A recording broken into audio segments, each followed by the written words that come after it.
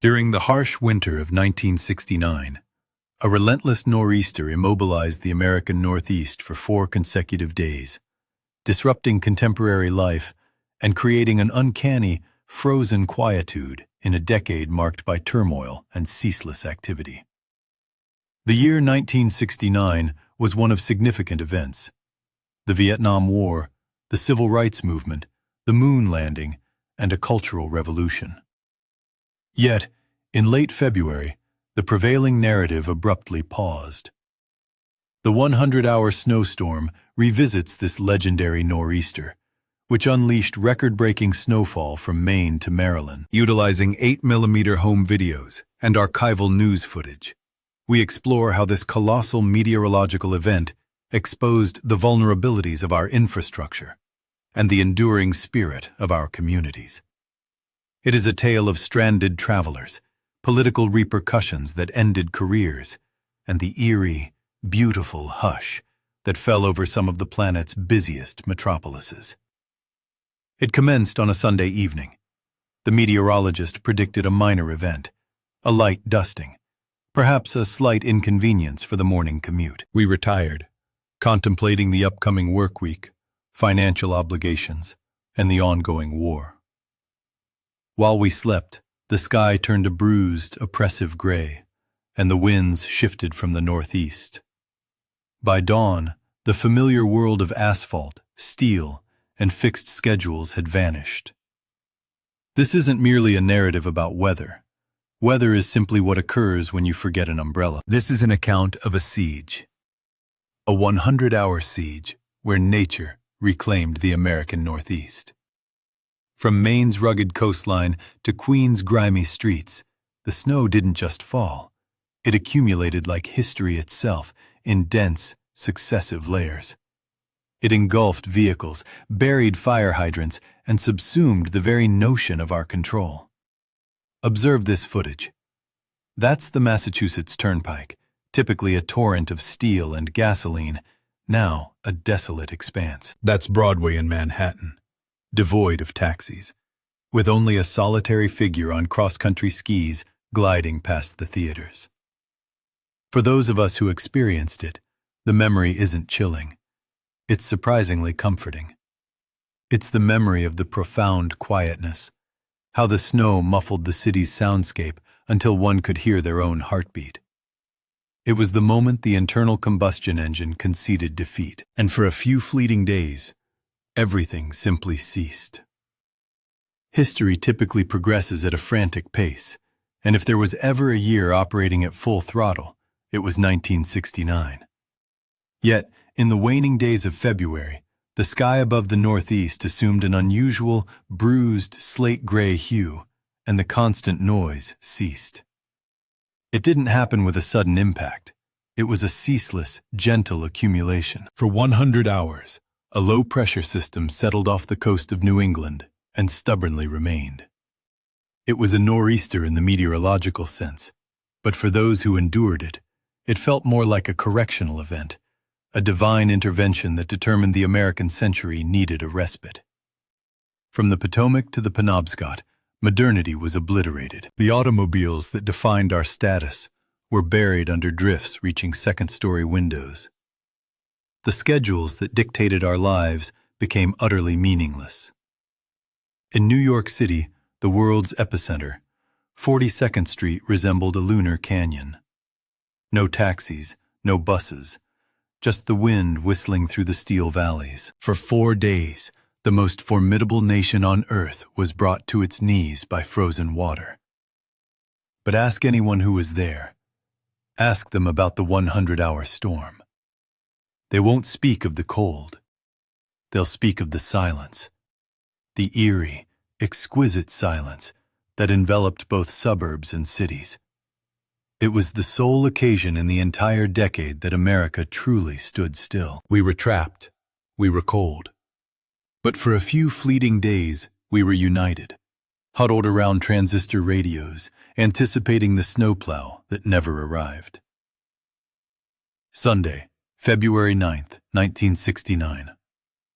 It commenced with a falsity, or, at best, an astonishing miscalculation. The morning newspapers in New York and Boston predicted rain, possibly transitioning to flurries. It was the kind of forecast that prompted one to wear a trench coat, not a parka. People attended church, visited diners for eggs and coffee, and planned their Monday morning commutes. But while the East Coast was enjoying the Sunday comics, a meteorological clash was unfolding 300 miles south, off the coast of North Carolina. In meteorology, it's termed cyclogenesis. I refer to it as bad chemistry. A mass of freezing Arctic air was descending from Canada, dry, frigid, and dense. Simultaneously, an aeration system laden with moisture was ascending from the Gulf of Mexico, riding the warm currents of the Gulf Stream. Typically, the jet stream acts as a barrier, propelling such storms into the open Atlantic, where they merely agitate the waves for lobster boats. However, on this particular Sunday, the barrier was absent.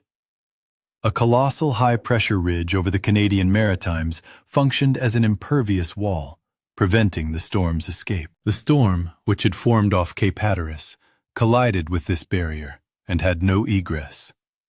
Consequently, it stalled, spinning like a top, ingesting millions of tons of Atlantic seawater, instantly freezing it and transforming it into a white hurricane. Meteorologists were relying on rudimentary satellite images and teletype data that was hours old. They identified the storm, certainly, but failed to recognize its stagnation. They were engaged in checkers, while the Atlantic Ocean played chess. By early afternoon, the temperature plummeted 10 degrees within an hour. The rain in the city morphed into slush, and the slush congealed into ice. The wind shifted to the northeast, producing that distinctive hollow roar that sailors comprehend better than suburbanites. The barometer began to plunge, and the promised rain in the forecast now descended as heavy, wet snow. Not the drifting kind, but the concrete kind. The kind that adheres to telephone wires until they snap.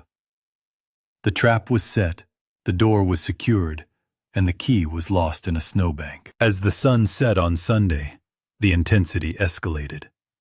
By 8 p.m., the accumulation was no longer measured in inches. It was measured in feet. The storm had amplified into a bomb cyclone, a term now commonly used, but back then it felt as though the sky was fragmenting. This is where the ambush transitioned into a siege. Snowfall rates reached 3, sometimes 4 inches per hour. One must grasp the physics of this. A standard municipal plow in 1969, hefty steel machines fueled by diesel and determination, could clear a lane, turn around, and by the time it returned, that lane would be gone, obliterated. The Department of Sanitation wasn't clearing roads.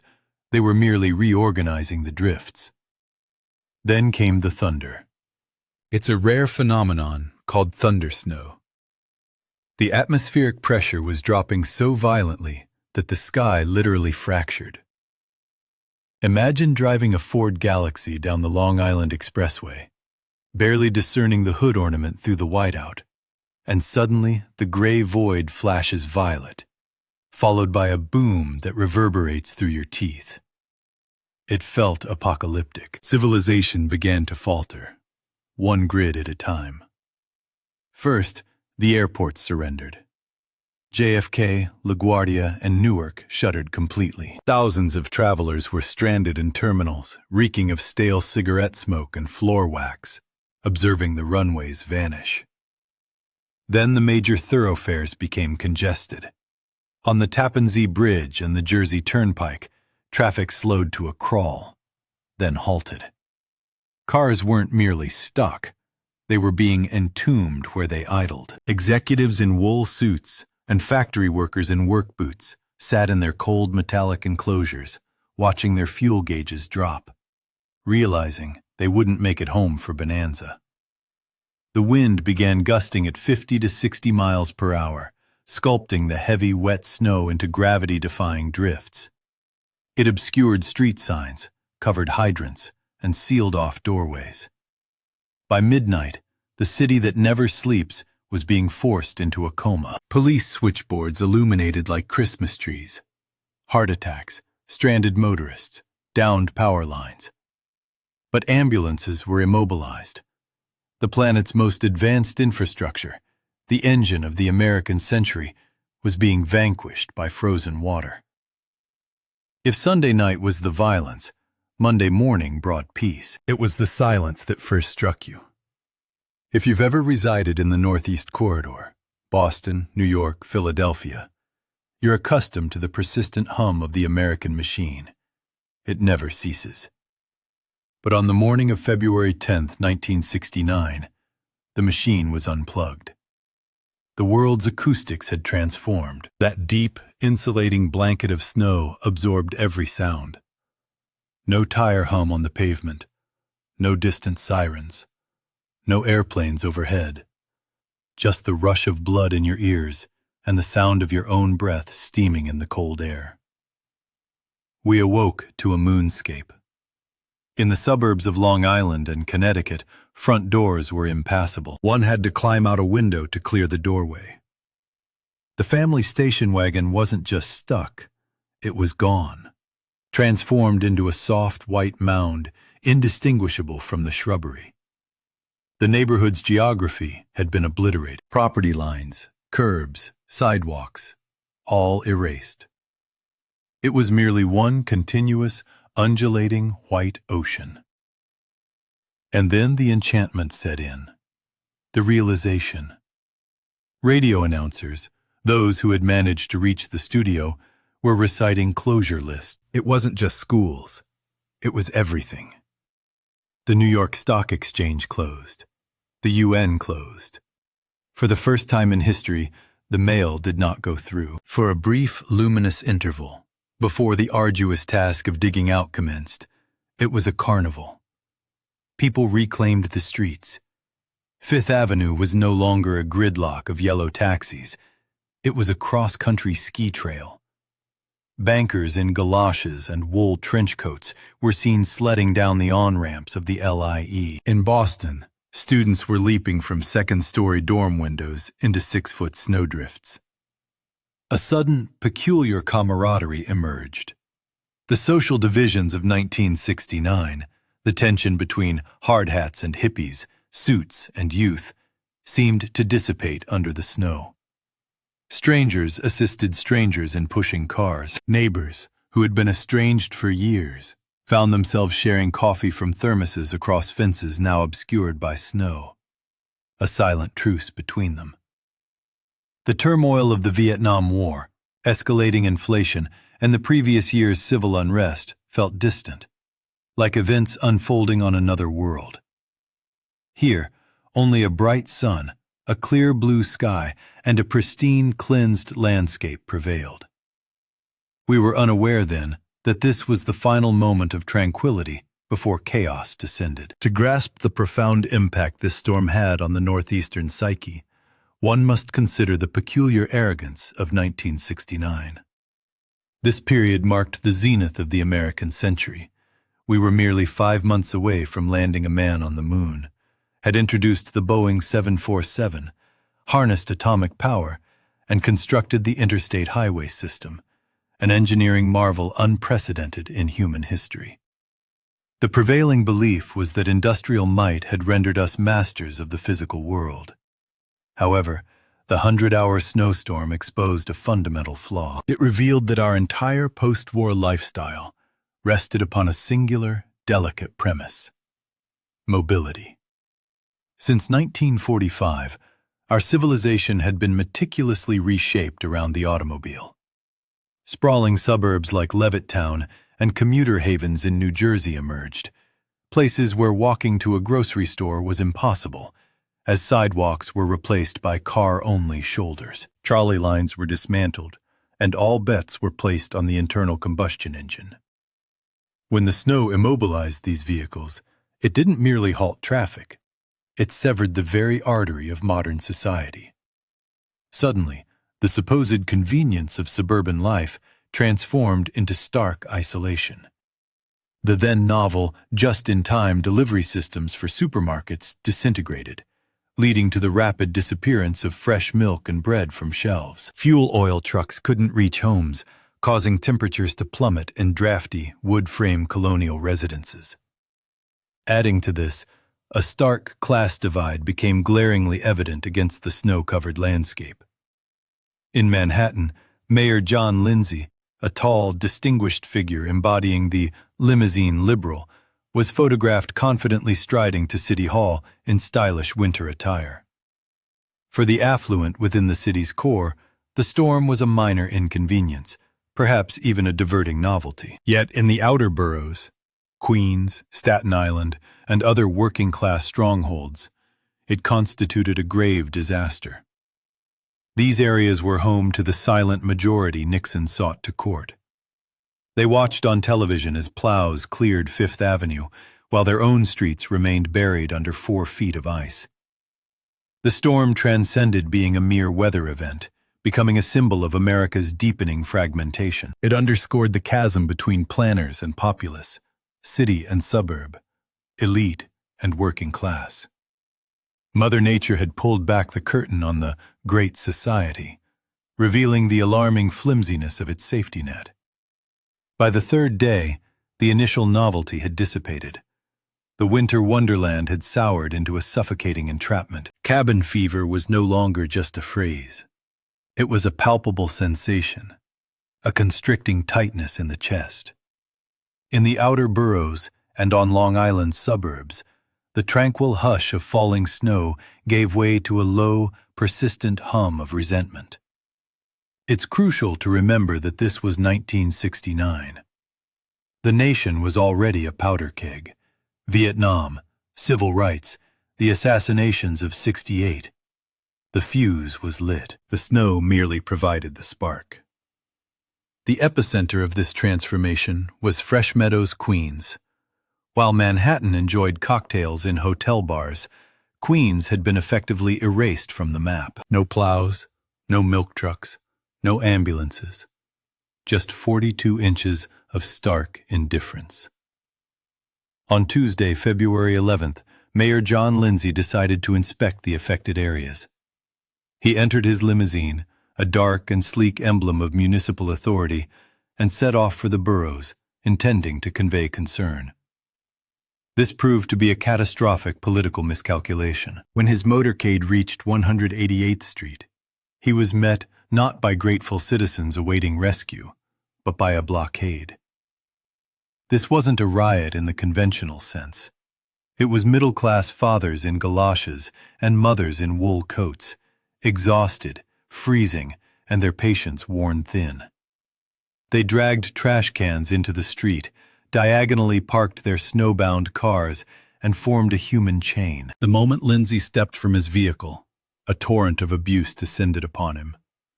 They branded him a bum and railed against their taxes. One woman reportedly declared, "You get the plow first, then you get the vote." Legend claims snowballs pelted the limousine, though some suggest it was merely ice and slush from the tires. Regardless, the symbolism was undeniable. This was the turning point. The storm was no longer a natural disaster. It had become a crisis of governance. It was at this juncture that it earned the moniker, the Lindsay Blizzard. Cameras captured the entire scene. Footage of the handsome, progressive mayor being heckled by his own constituents was broadcast into living rooms across the tri-state area. It shattered the illusion of control. The snow had leveled the landscape, but it had radicalized the homeowner. We realized that when circumstances became dire, or the snowdrifts prohibitively high, civilization was far more fragile than the asphalt upon which it was built. Snow, when left undisturbed for 3 days, acquires a distinct density. It transforms, ceasing to be mere precipitation and becoming akin to geological matter. Meteorologists refer to this as settling. But the men clearing driveways in Long Island, New Jersey, and Westchester had another name for it: the Widowmaker. By Wednesday, the temperature had nudged upward just enough to transmute those 42 inches of powder into layers of wet, solid concrete. Out came the shovels. Consider the typical homeowner of 1969. This was an era of 3 martini lunches, pack-a-day cigarette habits, and diets rich in steak and potatoes. These were men who typically spent their weeks navigating frantic traffic or confined to desks, now propelled into the most strenuous physical exertion of their lives. Lift, twist, throw, repeat.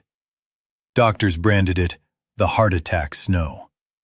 The accessible hospitals were inundated, not by frostbite cases, but by coronary events. In the first 48 hours of the cleanup alone, 42 individuals died in the New York metropolitan area. The majority found still clutching snow shovels. It was a silent massacre in the suburbs, unfolding behind manicured hedges and split-rail fences. The paralysis wasn't solely biological. It was also mechanical. The region's economic arteries had hardened. For the first time in history, the New York Stock Exchange closed solely due to weather. But the true ghost towns were JFK and LaGuardia. Aviation, the jewel in the crown of the 1960s, the jet age at its peak, saw its skies over the eastern seaboard empty for 3 days. Thousands of travelers were marooned in terminals that had become makeshift refugee camps. No outbound flights. No inbound food trucks. The allure of the Pan Am era vanished instantly when one was reduced to sleeping on a linoleum floor, a briefcase serving as a pillow, sharing a stale candy bar with a stranger. The supply chain snapped. In the few grocery stores that managed to open, shelves were stripped bare within the hour. No milk, no bread, no fuel oil deliveries. The modern American machine, usually so efficient, so unstoppable, had been brought to its knees by frozen water. We then grasped the inherent fragility of our post-war prosperity. We had constructed a society reliant on constant movement, on the just-in-time arrival of goods and services. When that motion ceased, comfort dissolved. We were no longer citizens of a superpower. We were merely cold mammals awaiting a thaw. When the official infrastructure crumbled, a curious transformation occurred. The suburban hierarchy disintegrated alongside it. For 3 days, one's job title, bank balance, or car model held no sway. The only currency with any value on Long Island in February 1969 was a strong back, a functional snowblower, and a bottle of scotch. We witnessed a spontaneous emergence of what sociologists term disaster utopia. But for the children dragging flexible flyer sleds down the middle of the Long Island Expressway, it simply felt like liberation. The silence of the gridlocked city was broken not by sirens, but by the insistent revving of 2-stroke engines. This was the moment the snowmobile, previously a toy confined to the rural backwoods of Maine or Minnesota, became the hero of the suburbs.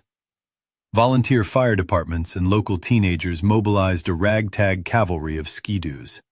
They were the only things moving. They delivered insulin to diabetics in Levittown, milk to stranded families in Queens.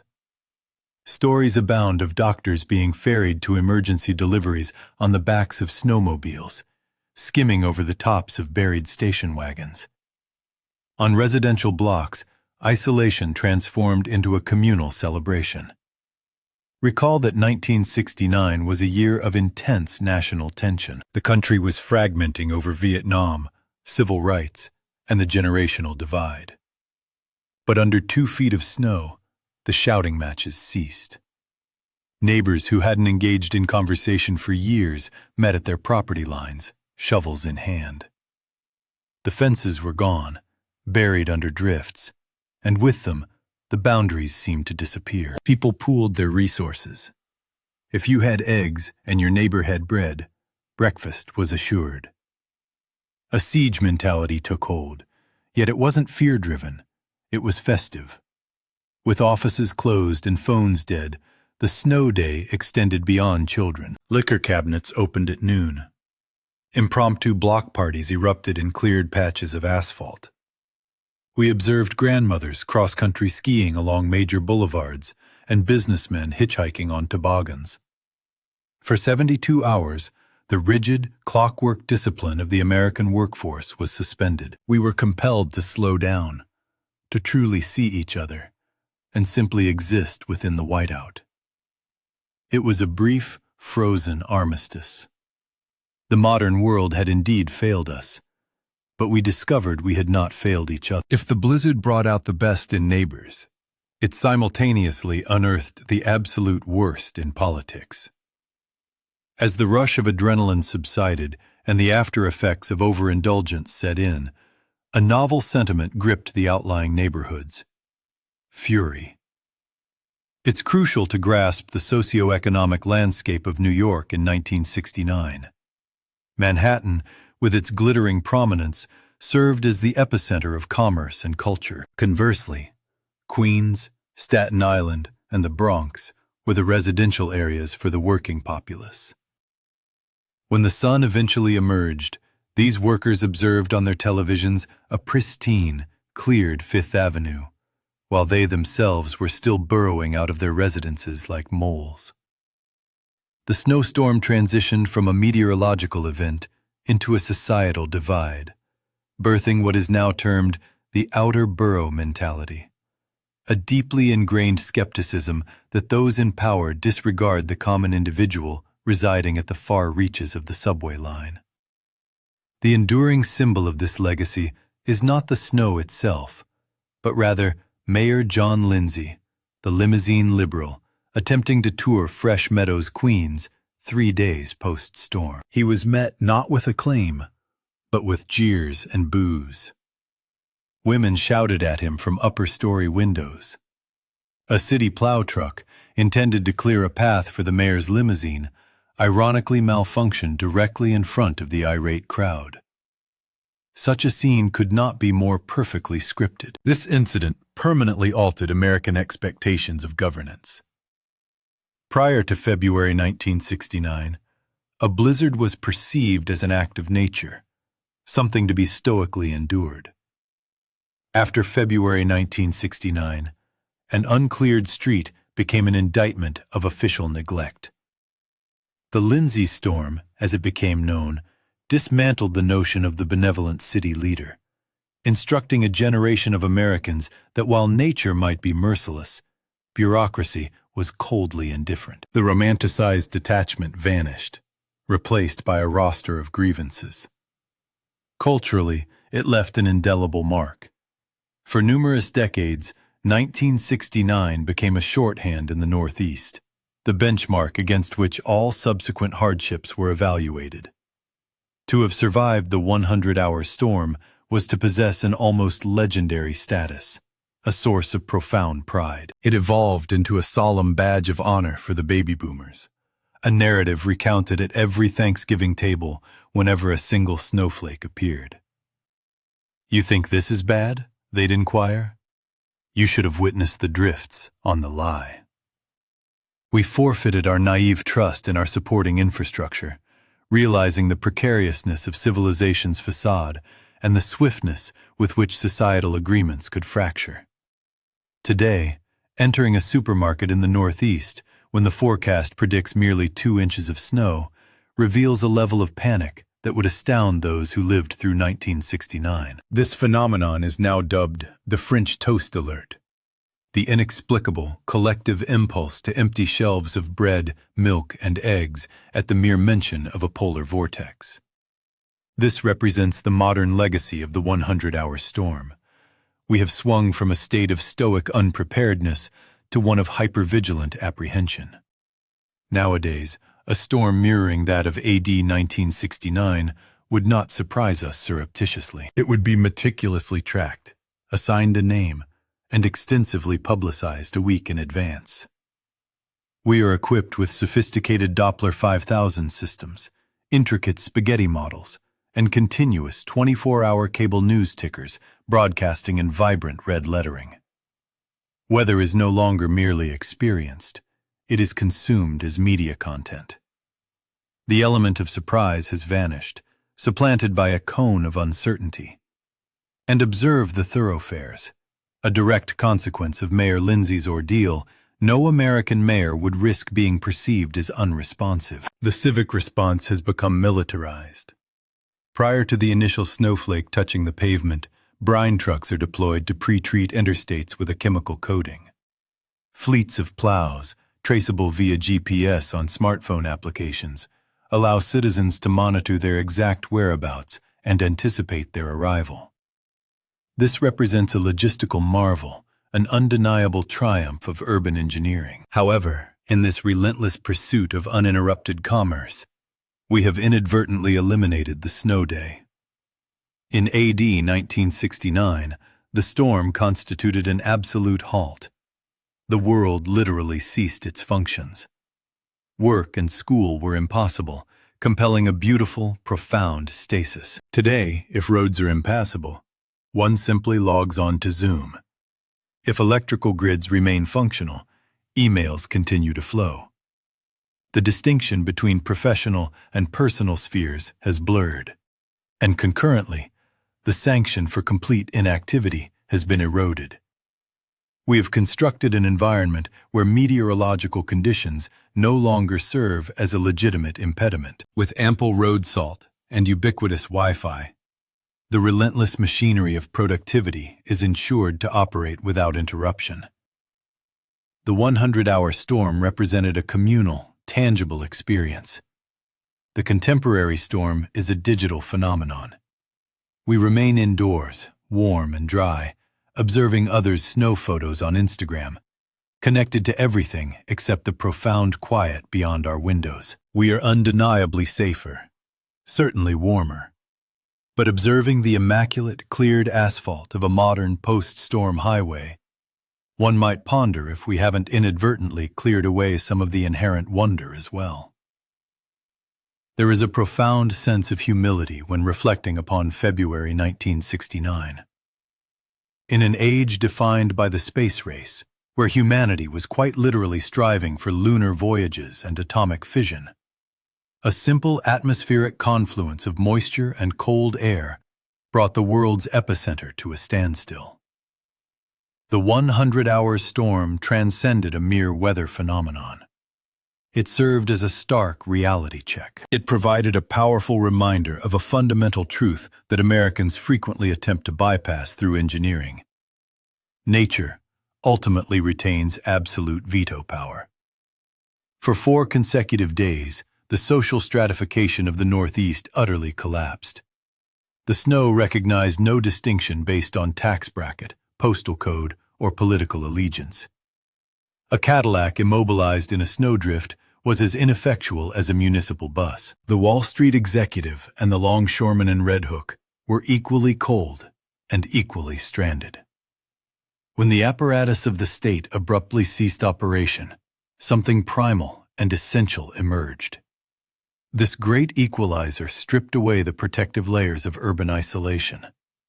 One could no longer simply ignore a neighbor. Assistance was required to extricate them. Accounts often focus on the chaos. Yet those who experienced it frequently speak of the profound silence. That rare, muffled tranquility that descends upon a city when combustion engines fall quiet. They recount the surreal beauty of traversing the absolute center of Fifth Avenue on cross-country skis, reclaiming public space from automobiles. It was an involuntary celebration of communal effort. Strangers assisted strangers with stalled vehicles. Teenagers transported groceries to the elderly on sleds. For one brief, frozen interlude, the staunch individualism of the American ethos was replaced by a coerced, shivering collectivism. We realized that when illumination fails and roadways vanish, all that truly remains is one another. In our contemporary pursuit of effortless living, of heated driveways and seamless deliveries, we have largely succeeded in fending off the elements. Yet in doing so, we have also erected barriers. We have forsaken the shared vulnerability that binds communities together. The 100-hour storm was undeniably a catastrophe, but it was also a period when we were entirely, undeniably present in the world, and in the lives of those directly beside us. By the initial week of March 1969, the colossal snowdrifts in downtown Boston and Manhattan had transmuted into weeping gray slush. Submerged vehicles were extricated, their batteries reanimated, engines sputtering back to life. Plows eventually scraped down to the asphalt, and the ceaseless hum of American industry resumed its frantic pace. However, the 100-hour storm left an enduring impression that never quite evaporated. In many respects, that February blizzard served as a farewell to a particular mode of American existence. It was, perhaps, the last instance we were genuinely permitted to collectively halt. Today, we possess Doppler radar, heated pavements, and a digital tether that ensures work trails us even into the heart of a storm. Authentic snow days no longer exist. Instead, we transition to remote servers, maintaining the ceaseless motion of productivity. We have engineered away inconvenience, but concurrently, we have engineered away enchantment. This is precisely why the narrative persists. It extends beyond mere accumulation totals or wind velocities. It embodies the recollection of a world capable of being paused. It evokes a nostalgia for a period when the sole source of light in the living room emanated from a hearth, not a smartphone display. When the only status update was a neighbor's knock inquiring about one's milk supply. Those who endured it are now in their twilight years. The children who once plunged from second-story porches into snowdrifts are now grandparents. The young couples who strolled down the hushed expanse of the Jersey Turnpike are now retirees. Yet, observe their eyes when they recount February '69. You will not perceive fear. You will discern a sparkle. You will behold the reflection of a pristine, silent world where, for 4 sublime days, time itself stood still. History advances rapidly, bearing the past with the same inexorable force that the storm interred the Northeast. But occasionally, when the sky assumes that heavy, bruised shade of gray and the first snowflake alights upon a car hood, we instinctively look skyward. We pause, anticipating, for just a fleeting moment, that the natural world might prevail.